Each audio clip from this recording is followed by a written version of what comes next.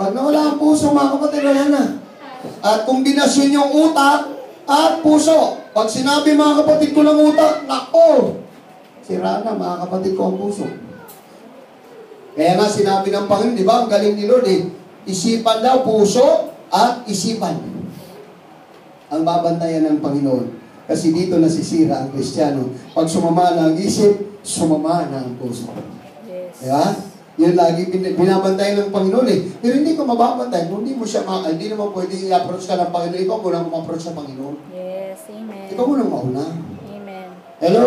Amen. Nandiyan pa ba tayong lahat? Amen. Gulo-gulo eh. Sira-sira mga kapatid. Kasi pagka pumasok yung spirit of negativism sa buhay natin, yung attitude mga kapatid ko, ng pagiging negatibo sa buhay natin, yan, masisira. Takot na ang kasunod. Wala na mga kapatid. Sira na ang buhay.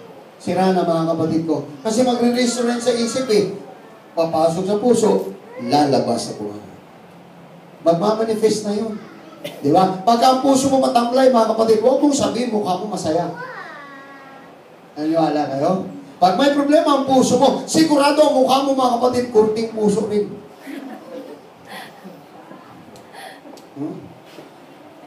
Ano ba ang problematic na puso? Lumalabas sa mukha. Nagmamanifest yun, mga kapatid. Yes. Ha? Kaya pagka ang puso mo matamlay, ang isipan mo matamlay, nako, yung mukha mo, mga kapatid, ay walang tumatawa, mga kapatid ko, na ang puso, mga kapatid ko, ay mabigat. Ang hirap tumawa. Hello? Amen. Ha? May problema ang puso, mga kapatid, tapos nakakatawa mo ka. Nako, ang hirap kaya. Everybody say amen. Kaya nga, sabi niyo, mga kapatid, kung minsan, yung tao, mga kapatid, magaling maghula, pinag-aaralan yung mukha niyo. Oo. Kasi pagka, yung mukha mo, mga kapatid, korting tatsulok, naku, lupit na problema doon. Korting tatsulok na yung mukha mo, mga kapatid. Ano ba yung korting tatsulok?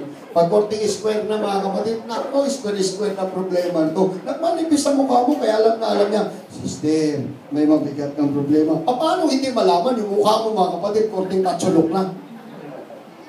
Subukan mo, mga kapatid, pahulaan mo, nakangisi ka, nakatawa ka.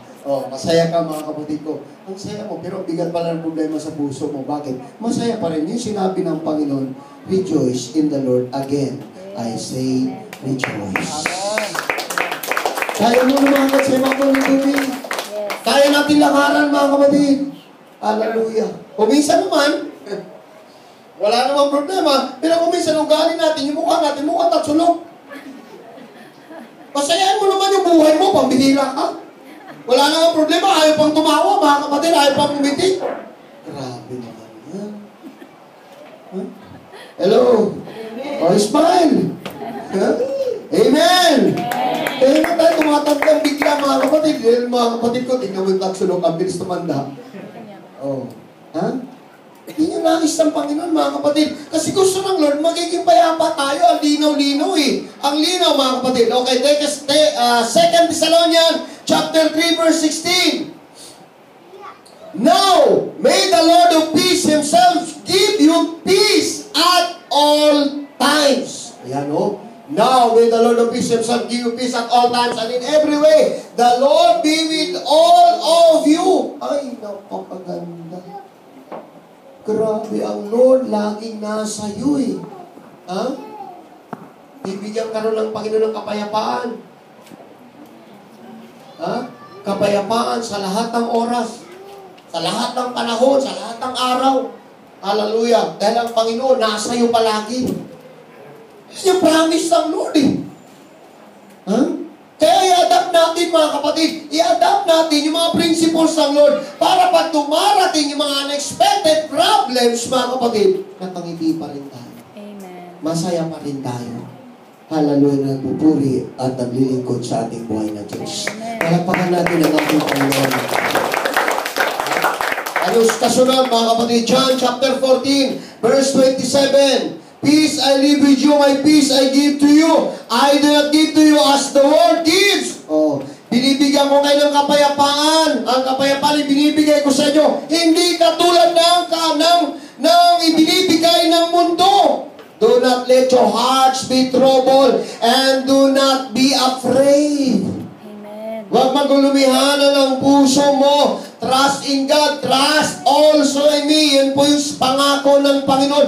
Do not be afraid. Huwag kang matakot dahil kasama mo ang Panginoon. Siyang magbibigay sa iyo ng kapayapaan at all time sa lahat ng dako, sa lahat ng paraan, sa lahat ng pagsubok, sa lahat ng circumstances, sa lahat ng problema. Makakalakad ka sa ibabaw ng tubig. Hallelujah! Dahil nakatingin ka palagi sa ating mahal na Panginoon. Yan lang yung importante. Tumingin lang tayo palagi sa Panginoon para iligtas tayo. Huwag lumihis ang paningin natin. Sa Kanya lang tayo, looking unto Jesus. He's the author and the finisher of your faith. Siya nagpasimula ng pananampalataya mo. Siya rin ang magtatapos nito. Hallelujah, huwag mo hayaan ang pananampalataya mo matapos sa problema lang. Hallelujah, maraming ganong Kristiyano, mga kapatid. Nagka-problema lang, ayaw na maglingkod sa Panginoon. Sabi ng Panginoon, mga kapatid, looking unto Jesus, He is the author and the finisher of your faith. Siya yung author ng pananampalataya mo. Hayaan mo siyang magtatapos nito. Huwag mo paintulutan ang pananampalataya mo, tapusin ang mundo. Tapusin ang problema. Tapusin ang persecution. Tapusin ang mga pag-uusig. Maraming ganun, mga kapatid. Mananampalataya, pag inusig, ayaw nang maglingkod sa Panginoon. Huwag! He is the author and the finisher of your faith. Siya nagpasimula ng faith mo, mga kapatid. Siya, mga kapatid ko, nagpasimula nito para makarating ka sa langit, para magmamana ka ng buhay na walang hanggan. Huwag mo hayaang tapusin ito ng mga pangyayari, ng mga pagsubok, ng mga problema, mga kapatid. Pagka tinapos mo, loser ka sa harapan ng Diyos.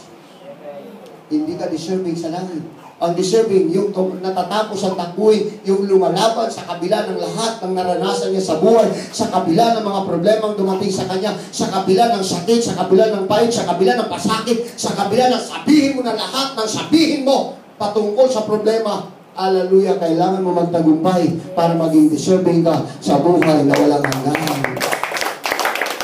In this world, you have tribulation, maraming pagsubok, maraming tukso, maraming temptation, maraming persecution, maraming panlalait ng tao, mga kapatid ko, sa mundong ito. Pero kailangan mo magtagumpay. Kailangan mo magtagumpay.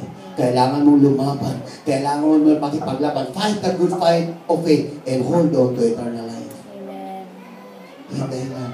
Siya nagpasimula ng faith mo. Ipinakilala niya ang ebanghelyo niya sa iyo. Nung makilala mo ang Panginoon, tinanggap mo siya. Huwag mong hayaan. Kaya nga, sabi ng Panginoon, if God is with us, no one shall be against us. Amen. Romans chapter 8, verse 12, ang linaw mo. Kahit na pagsubok, kahit tabak, kahit na ano pang problema ang darating sa aking buhay, walang makapag-iwalay sa akin sa pag-ibig ng Diyos. Pag tinapos mo ang pananampalataya mo dahil sa problema, mga kapatid, hindi ka deserving kay Kristo. Hindi tayo deserving kay Jesus Christ. Sa pagsubok lang pala, babagsak ang Kristiyano. Sa problema lang pala, mga kapatid ko, mawawala ang pananampalataya. Hello? Everybody say amen. Amen. Hallelujah. Kailangan, mga kapatid ko, ang kapayapaan ay sumasa atin pala. Alisin natin ang takot, alisin natin ang doubts. Alisin natin yung doubts and fears, mga kapatid. Magkasama to magkasabwat itong dalawa na to Pag pumasok ko sa Kristiyano, mga kapatid ko, pag pumasok ang pag-alinlangan, pag pumasok, mga kapatid ko, yung takot, o tingnan mo, mga kapatid, ang 12 mga sinugo ng Panginoon, mga kapatid, sa tribo ng Israelites, mga kapatid ko, the 12 tribes of Israel, yung 12, mga kapatid ko, lumakad, patungo, mga kapatid ko, para manigtis. Yung 10, mga kapatid, nag-alinlangan, may takot. Yung 2 lang, mga kapatid ko, ang talagang matibay, si Caleb at si Joshua. Sipin mo yun, yung 10, mga kapatid, matakotin. Sabi nila kay Caleb, nako, ang daming mga higanti dyan, ang daming mga kalaban yan, wag na. Pero kaagad sila pag-alilangan, hindi pa nga nasubok. Kuminsan, mga kapatid, ganun hindi pa natin nasubok, mga kapatid ko, natatakot na kaagad tayo, nag-alilangan na tayo. Hindi pa nga, sabi ko, mga kapatid, hindi ka pa nga pinigsa, minum ka na kaagad, mga kapatid, ng antibiotic. Wala pa nga pigsa. Takot ka na kaagad, no po, may pigsa. Inom ka agad antibiotic, wala pa nga pigsa Hindi pa ka tinamaan, umilag na! Minsan ganun ang buhay. Hello? Kaya mo muna tamaan ka. Huwag ka na umilag. Pag tinamaan ka, sanuin mo. Ha? Saluhin mo na lang. Yes. Amen. Tsaka mo ngayon gamutin. Yes. Tsaka mo ngayon solusyonan. Kasi kahit anong ilag mo, may pagkakataon tamaan ka rin. Yes. Tama? Amen. Kahit anong ilag mo. Ilag ka ng ilag, mga kapatid ko. Pero mga kapatid, minsan, matatamaan ka rin. Amen. Ang kagandaan doon, anggapin mo lang, pag tinamaan ka, alam mo kaagad yung cure. Alam mo kaagad kung anong gamot. Alam mo kaagad kung anong solusyon. Nasa ating Panginoon sa Kristo. Amen. Nasa ating Diyos sa Kristo. Tanggapin mo lang. Everybody say amen. Hallelujah. Ganun naman ang Panginoon, mga kapatid. Basta ang mahalaga, huwag maalis ang kailan maalis ang thousand fears, mga kapatid. Kaya yung dalawa, mga kapatid, kaya natin yan. Ay, ganti lang, kaya. Pero mo yung faith na yun. Ang tinitingnan nila, hindi yung higanti, ang tinitingnan nila, yung pagpapala. Maraming buwig-buwig na ubas dyan. Maraming blessing dyan. Hayaan mo na yung mga malahigan nagbabantay. Kaya natin yan. Dalawa lang ang nakasurvive. Para din tayo nalintulad, mga kapatid, sa tribong ito. Na sana lahat tayo makasurvive pagdating ng panahon. Ngayon, masabi natin, mga kapatid, kaya ko, pastor. Kaya ko. Oo, wala pa kasi problema. Marami na ako narinig na testimony. Pastor, maglilingkod ako sa Panginoon. Ikaw na, Panginoon. You're the best thing that ever happened in my life. Pero nung sinubo, Yes. wala na. Wala. Amen. Nangihina na. Amen. Kaya na magsimba. Kaya na ipagpalit si Lord. Amen. Di ba? Wow. Amen? Amen. I can do all things through Christ who strengthens me. Philippians 4:13. Kaya ko, magagawa ko dahil siya nagpapalakas sa akin. Doon ka, magtiwala ka lang sa Panginoon. Simple lang naman eh. Simpleng-simple lang, mga kapatid. Ilagay mo lang talaga ang sarili mo sa pagtitiwala para makalakad ka sa ibabaw ng tubig. Pagka lulubog ka, abuti ko kagad.